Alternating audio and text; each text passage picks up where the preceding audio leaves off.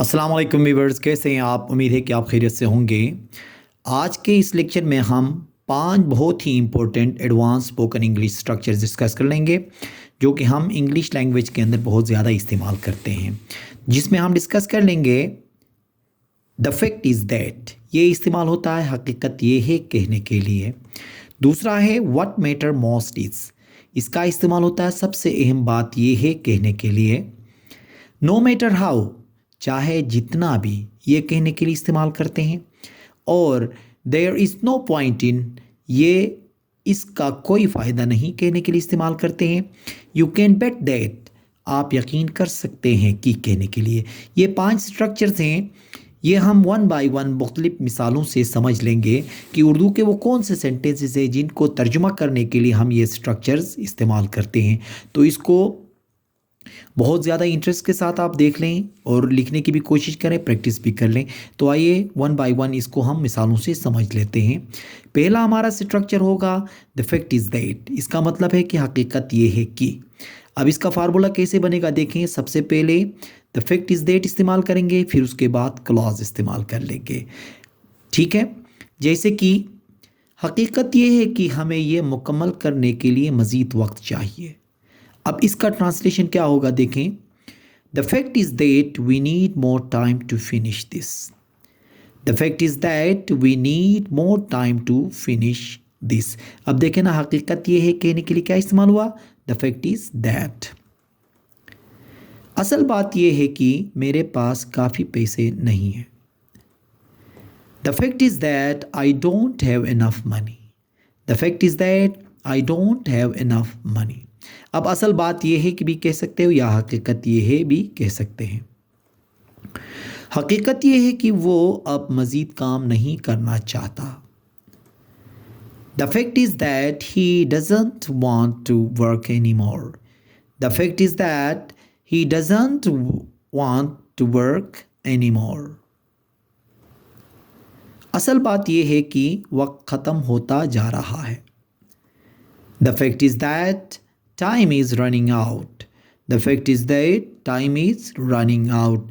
तो इसका मतलब ये हुआ कि जहाँ कहीं पे भी हकीकत ये है कि आ जाए, तो इसका मतलब ये है कि हमने द फैक्ट इज़ दैट का इस्तेमाल करना है, फिर उसके बाद आगे सेंटेंस शुरू होगा जो कि क्लॉज कहलाता है। दूसरा है व्हाट मैटर मोस्ट इज़, ये कब इस्तेमाल करेंगे। उर्दू के ऐसे जुमले जिसमें सबसे अहम बात यह है कह के जब हम शुरू कर लेते हैं तो उसकी शुरुआत के लिए हम इस्तेमाल करते हैं। जैसे कि इसका फार्मूला देखें, व्हाट मैटर मोस्ट इसके बाद हम इस्तेमाल करेंगे या तो नाउन आएगा, अगर वर्ब आ गया तो आईएनजी के साथ आ जाएगा, ठीक है, या क्लास। जैसे कि सबसे अहम बात यह है कि आपने अपनी पूरी कोशिश की। अब यहाँ क्या इस्तेमाल हो देखें, सबसे अहम बात यह है कि। अब इसका क्या होगा, what matters most is that you tried your best. अब यहाँ पे देखें ना क्या इस्तेमाल हो गया, व्हाट मैटर्स मोस्ट इज़, सबसे अहम बात यह है कहने के लिए। सबसे ज़्यादा अहम ईमानदारी है।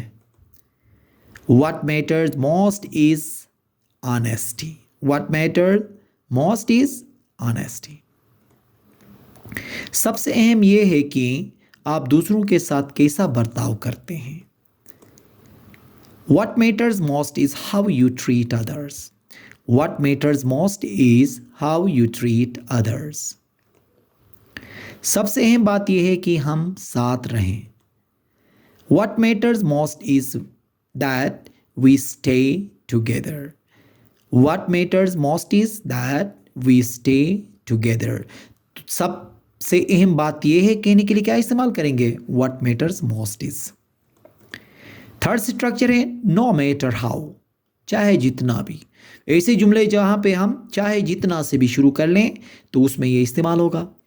अब इसका जो फार्मूला होगा, नो मैटर हाउ कहने के बाद आगे एडजेक्टिव आएगा या एडवर्ब आएगा, फिर उसके बाद आगे क्लॉज आ जाएगा।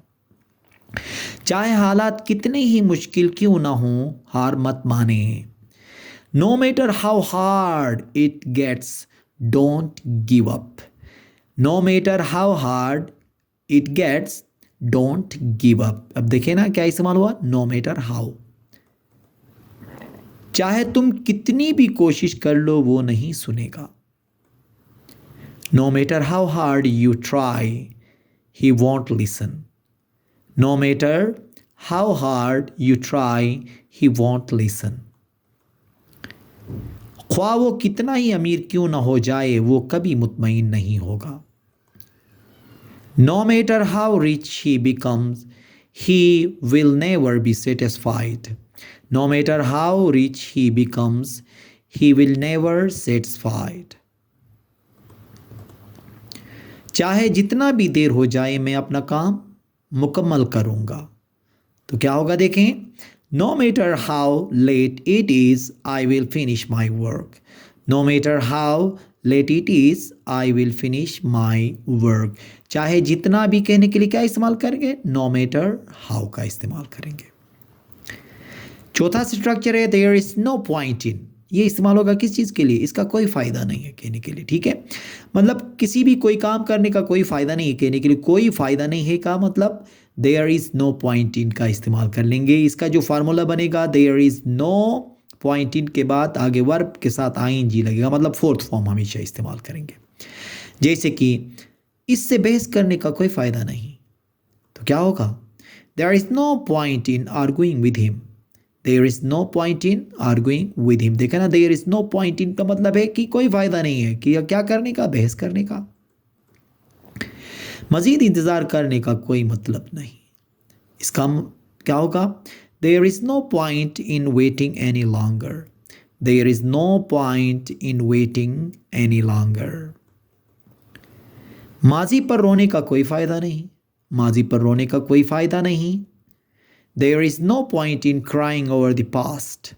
There is no point in crying over the past.